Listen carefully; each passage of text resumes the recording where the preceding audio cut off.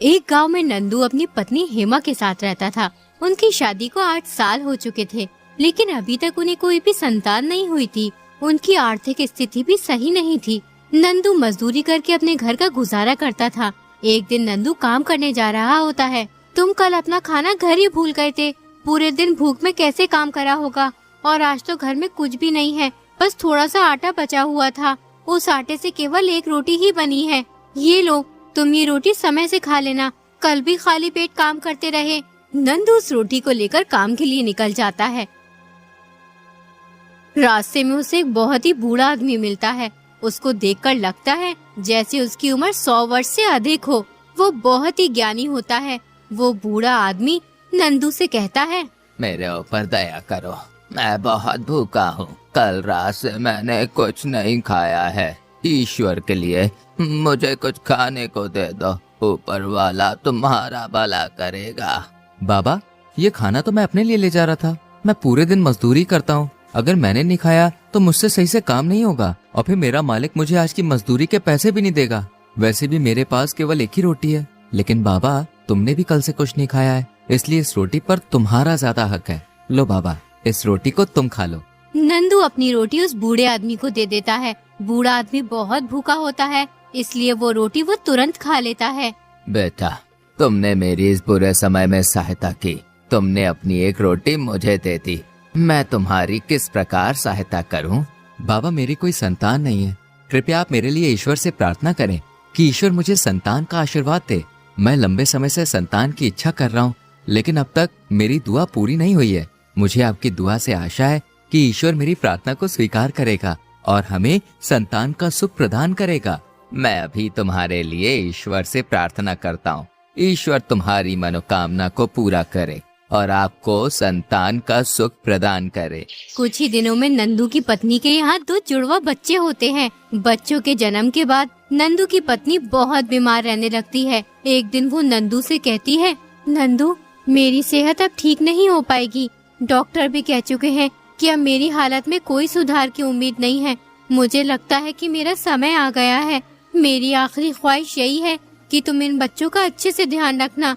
इन्हें कभी भी अपने प्यार और देखभाल से वंचित मत करना। अब ये पूरी तरह से तुम्हारी जिम्मेदारी है। हेमा, तुमने इतना सब कुछ सहा है और अब हमें छोड़कर जा रही हो। मुझे पता है कि ये बहुत कठिन समय है, लेकिन मैं तुम्हारी बातों को दिल से मानूंगा। मैं इन बच्चों की हर जरूरत का ध्यान रखूंगा, उन्हें प्यार और सुरक्षा दूंगा जैसा तुम चाहती थी। इनकी हर खुशी और दुख में मैं हमेशा उनके साथ रहूंगा। मुझे विश्वास है कि तुम अपनी जिम्मेदारी निभाओगे। हेमा, तुमने अपनी पूरी जिंदगी इनकी प्यार और अच्छे से देखभाल की है। मैं भी तुम्हारी तरह इनकी खुशियों की रक्षा करूंगा और उनकी परवरिश अच्छे संस्कारों के साथ करूंगा। तुम्हारी यादें हमेशा मेरे दिल में बसी रहेंगी और मैं इन बच्चों को तुम्हारी तरह ही प्यार करूंगा। मुझे सुकून है कि तुम ऐसे समझदार और दयालु इंसान हो। अब मुझे शांति मिलती है ये सोचकर कि मैं जा रही हूँ, लेकिन मेरे बच्चों के पास तुम्हारा प्यार और सुरक्षा है। मैं तुम्हारे इस विश्वास को कभी भी नहीं तोड़ूंगा हेमा।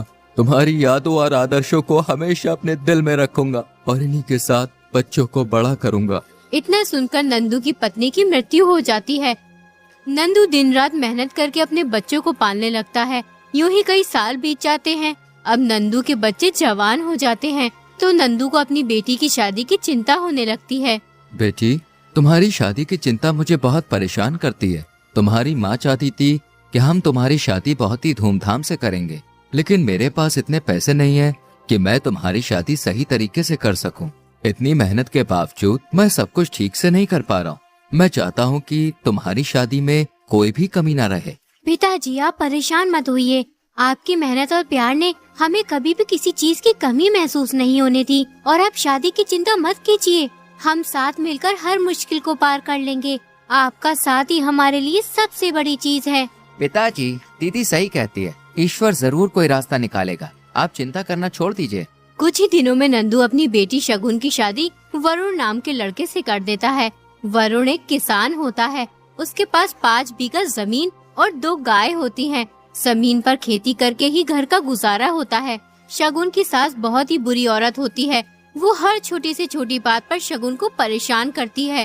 देखो तो सही, कैसे आवारा ऊँट की तरह इधर उधर फिर रही है। शर्म लिहाज है कि नहीं? या वो भी बेच खाई? तेरी माँ ने कुछ सिखाया था या नहीं? क्या हुआ अम्मा जी, मुझसे कोई गलती हो गई है क्या? अरे तेरे से गलती कब नहीं होती। क्या हाल बना रखा है घर का, अभी तक झाड़ू भी नहीं लगी है। खाना तो पता नहीं कब बनाएगी। लोगों को भूखा मारने की सोचा है। समय से कोई काम नहीं करती है, बस लौंडी बनी फिरती है। अम्मा जी घर में बहुत सारे काम है, इतने सारे काम एक साथ करना बहुत मुश्किल है। खाना बनाना और झाड़ू पोछा करने को तू बहुत सारा काम कहती है। अरे जब तू नहीं थी तो मैं सारे काम समय से पहले ही कर दिया करती थी, लेकिन एक तू है, कोई भी काम ढंग से नहीं करती है। अगर मुझे पता होता कि तू इतनी बड़ी कामचोर है तो मैं अपनी बेटी की शादी तेरे साथ कभी नहीं करती। इतने में ही वरुण आ जाता है। क्या हुआ माँ, इतना शोर क्यों मचा रखा है? अरे मैं क्या बताऊं। अरे अपनी लाडली बीवी से पूछो क्यों इतना शोर मचा के रखा है। सारा दिन कुछ काम नहीं करती है, घर मुंह फाड़े पड़ा है, लेकिन इसे किसी काम से कोई मतलब नहीं है। जो करूंगी मैं ही करूंगी। शगुन, मैं क्या सुन रहा हूँ? तुम घर का एक काम भी नहीं करती हो, सारा काम माँ करती है। ये बात तो मैं जानती हूँ और ईश्वर जानता है कि मैं कुछ काम करती हूँ या नहीं। सारा दिन काम करते हुए निकल जाता है, 1 मिनट आराम करने का भी समय नहीं मिलता। एक काम खत्म होता है तो अम्मा जी दूसरा काम बता देती हैं। अगर किसी काम को करने में देरी हो जाती है तो अम्मा जी मुझे उल्टी सीधी कहती हैं। बगैर खाए पिए भूखी प्यासी काम में लगी रहती हूँ। वरुण ये बात अच्छी तरह से जानता था कि उसकी माँ झूठ बोल रही है और वो शगुन से सारा दिन काम करवाती है। जब शगुन खाना खाने बैठती है तो उसकी माँ शगुन को खाली पीली आँख दिखाती है, लेकिन फिर भी वरुण अपनी माँ की तरफदारी करता है। तुम ये बात अच्छी तरह से अपने दिमाग में बैठा लो। अगर तुमने आज के बाद माँ को परेशान किया या घर का कोई काम नहीं किया तो मैं तुम्हें तुम्हारे घर छोड़ाऊंगा। फिर पड़ी रहना वहाँ। अब खड़ी खड़ी मेरा मुंह क्या देख रही हो? जाओ जल्दी से मेरे लिए खाना लेकर आओ, मुझे खेत पर जाना है। अपने पति की बात सुनकर शगुन की आंखें भर जाती हैं और वो चुपचाप खाना लेने चली जाती है। शगुन को रोता देख वरुण को बहुत दुख होता है और वो सोचने लगता है, मैं जानता हूँ शगुन, तुम्हारी कोई गलती नहीं है, लेकिन मैं अपनी माँ के आगे मजबूर हूँ। मैं उनसे कुछ भी नहीं कह सकता। अरे कोई सुनेगा तो क्या कहेगा? वरुण अपनी माँ को परेशान करता है। शगुन खाना लेकर आती है। वरुण खाना खाकर खेतों पर चला जाता है। एक दिन शगुन को खबर मिलती है कि उसके पिताजी बहुत बीमार हैं, बचने की कोई गुंजाइश नहीं है। तो शगुन तुरंत अपने पिताजी से मिलने चली जाती है। मेरी बच्ची, मेरा शरीर अब और मेरा साथ नहीं देगा। तुम दोनों के लिए मैं परेशान हूँ। तुम्हारा भाई अभी कुछ नहीं करता, तुम अपने भाई की देखभाल करना। हो सके तो किसी अच्छी लड़की से इसकी शादी करवा देना। पिताजी, मैं अपने भाई का पूरा ख्याल रखूंगी, उसे कभी अकेला नहीं छोड़ूंगी। लेकिन पिताजी, हम तुम्हारे बिना कैसे रहेंगे? तुमने हमें कितनी मुसीबतों से पाल पोस कर बड़ा किया है और अभी यूं अकेला छोड़कर जा रहे हो। बेटा, ये जीवन का हिस्सा है, हम सबको एक ना एक दिन जाना होता है। मेरी सबसे बड़ी ख्वाहिश है कि तुम और तुम्हारा भाई सुखी हो। मुसीबत में तुम दोनों एक दूसरे का सहारा बनना।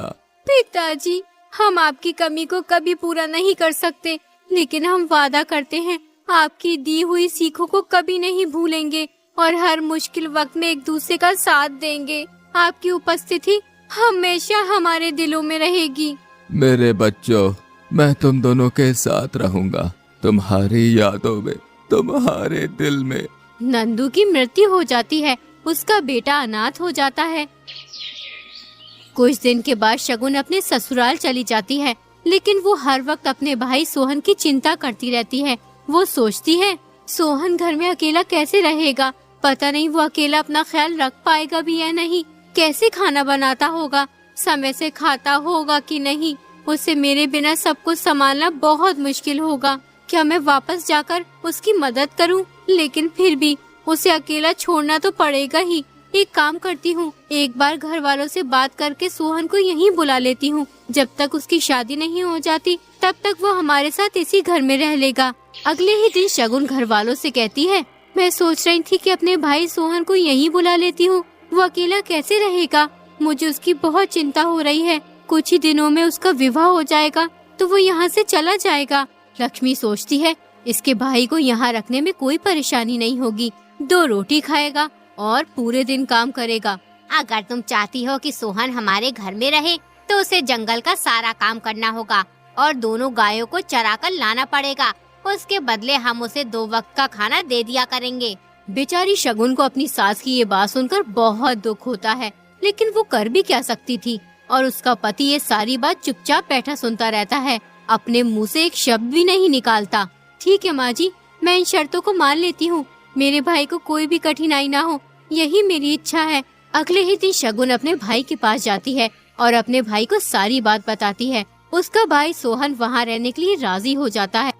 वो पूरे दिन दोनों गायों को चराता और जंगल में काम करता और रात को खाना खाकर घर के बाहर सो जाता था। एक दिन जब वो गायों को चराने जंगल में जाता है तो उसे एक अनजान आदमी मिलता है। वो सोहन से कहता है, तुम अकेले यहाँ पर क्या कर रहे हो? क्या तुम गायों को चराने का काम करते हो? मैं गायों को चराने का काम नहीं करता हूँ। ये मेरी गाय नहीं है। मैं अपनी बहन के ससुराल में ही रहता हूँ, इसलिए मुझे ये गाय चरानी पड़ती है। इसके बदले मुझे 2 वक्त का खाना मिलता है। तुम कितने मेहनती और ईमानदार हो। तुम सिर्फ 2 वक्त के खाने के लिए अपनी बहन के यहाँ इतना काम करते हो। तुम्हें यहाँ मेहनत करके कोई बहुत अच्छा जीवन नहीं मिलेगा। तुम मेरे साथ चलो, मैं तुम्हें एक अच्छा काम दिलवा सकता हूँ और तुम्हारे भविष्य को उज्जवल बना सकता हूँ। लेकिन मैं तो तुम्हें जानता भी नहीं हूँ, फिर तुम्हारे साथ मैं कैसे जा सकता हूँ? मैं यहाँ अपनी बहन के ससुराल में उसकी खुशी के लिए रहता हूँ। वो मेरी बहुत चिंता करती है, इसलिए मुझे लगता है कि कहीं और मुझे नहीं जाना चाहिए। तुम्हारी बात सही है, लेकिन तुम्हें अपने बारे में सोचना चाहिए। तुम्हारी बहन के घर में तुम्हें कितना कष्ट सहना पड़ता है। तुम पूरे दिन गायों को चराते हो, उसके बदले तुम्हें सिर्फ 2 वक्त का खाना ही तो मिलता है। मेरे साथ चलकर तुम एक नई शुरुआत कर सकते हो। अगर मैं तुम्हारे साथ गया तो मेरी बहन मेरी बहुत चिंता करेगी। वो मेरे बिना कैसे रहेगी? हमने अपने पिताजी से वादा किया था कि हर मुश्किल वक्त में हम दोनों एक दूसरे के साथ खड़े रहेंगे। मैं उसे यूं अकेला छोड़कर कैसे जा सकता हूँ? तुम्हारी बहन एक अच्छी महिला है, लेकिन तुम्हें उसके ऊपर बोझ नहीं बनना चाहिए। तुम्हारी वजह से वो अपने ससुराल वालों से कितनी बातें सुनती होगी। तुम्हारी बहन के लिए भी यही बेहतर होगा कि तुम एक ऐसा काम करो जहाँ तुम खुश रह सको और अपने जीवन को बेहतर बना सको। हाँ, तुम सही कहते हो। बहन के घर में बोझ बनने से अच्छा है कि मुझे कहीं और जाकर पैसे कमाने चाहिए, जिससे मैं एक अच्छा जीवन बिता सकूं। मेरी बहन के लिए भी यही बेहतर होगा। मैं तुम्हारे साथ चलने के लिए तैयार हूँ। बहुत बढ़िया, चलो अब हम चलते हैं, हमें काफी दूर जाना है। सोहन अनजान आदमी के साथ चला जाता है। शाम को जब सोहन घर नहीं लौटता तो शगुन को बहुत चिंता होने लगती है। वो अपनी सास से कहती है, माँ जी, सोहन अभी तक नहीं लौटा है। पता नहीं आज इसने इतनी देर क्यों कर दी। हर रोज तो सूरज ढलने से पहले ही आ जाता है, लेकिन आज अभी तक नहीं आया। ये तू क्या कह रही है? तेरा भाई अभी तक नहीं लौटा? आखिर कहाँ गया वो? कहीं वो मेरी गायों को बेचकर फरार तो नहीं हो गया? अगर ऐसा हुआ तो मैं तेरी जान ले लूंगी। लक्ष्मी जल्दी से अपने बेटे वरुण को अपनी गायों की तलाश में भेजती है। जंगल में उसे अपनी दोनों गायें मिल जाती हैं, लेकिन उसे सोहन कहीं दिखाई नहीं देता। वरुण दोनों गायों को अपने घर ले आता है। यूं ही कुछ दिन बीत जाते हैं, लेकिन सोहन का कोई पता नहीं चलता। सभी गांव वाले मान लेते हैं कि शगुन का भाई मर चुका है। खैर, दिन महीने साल निकलते रहे। धीरे धीरे शगुन अपने भाई को भुलाती रही, लेकिन तीज त्योहारों में जब आस पड़ोस की औरतें अपने भाई से मिलने जाती या उनके भाई उनसे मिलने आते तो शगुन अपने भाई को याद करके बहुत रोती। एक दिन अचानक शगुन को अपने भाई का संदेश मिलता। वो खुशी से झूम उठती है। शगुन जल्दी से पत्र खोलकर पढ़ना शुरू करती है। मेरी प्रिय बहन, मैं ठीक हूँ और एक अच्छा जीवन जी रहा हूँ। मेरे पास किसी चीज की कोई कमी नहीं है। कृपया तुम मेरे पास आ जाओ। शगुन तुरंत अपने भाई से मिलने के लिए निकल पड़ती है। अपने भाई की धन दौलत देखकर शगुन हैरान रह जाती है। दीदी, तुम्हारे बिना मैं यहाँ तक कभी भी नहीं पहुँचता। ये सब धन दौलत तुम्हारी है। भाई, तुम ठीक हो? यही मेरे लिए सबसे बड़ी संपत्ति है। मुझे धन नहीं चाहिए। तुम हमेशा खुश रहो, इससे ज्यादा मुझे कुछ नहीं चाहिए। तुम बगैर बताए अचानक कहाँ चले गए थे? तुम्हारे बाद मेरा रो रो कर बहुत बुरा हाल हो गया था। मैंने तुम्हें हर जगह तलाश करवाया था, लेकिन तुम्हारा कुछ पता नहीं चला। दीदी, मुझे एक अजनबी आदमी मिला था। उसने मुझसे कहा कि तुम यहाँ अपनी बहन के ऊपर बोझ बने हुए हो, मेरे साथ चलो, तुम्हें एक अच्छा जीवन मिलेगा। मैंने सोचा कि ये आदमी सही कह रहा है। मैं कब तक यूँ बहन के ससुराल वालों के टुकड़ों पर पलता रहूंगा? एक ना एक दिन तो मुझे काम जरूर करना ही पड़ेगा। इसलिए मैं तुम्हें बगैर बताए आ गया। ऊपर वाले की दुआ से आज मेरे पास सब कुछ है। मेरे भाई, तूने सही किया जो तू वहाँ से चला गया।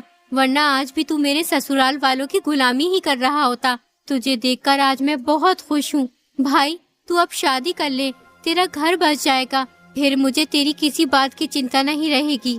दीदी अब तुम मेरी चिंता करना छोड़ दो, मुझे अब कोई परेशानी नहीं है क्योंकि मैंने शादी कर ली है। तुम्हारी भाभी का नाम सोनम है, आओ मैं तुम्हें उससे मिलवाता हूँ। सोहन अपनी बहन को अपनी पत्नी सोनम से मिलवाता है। सोहन की पत्नी को देखकर शगुन बहुत खुश होती है। उसके बाद सोहन अपनी बहन को बहुत सारा धन देकर विदा कर देता है।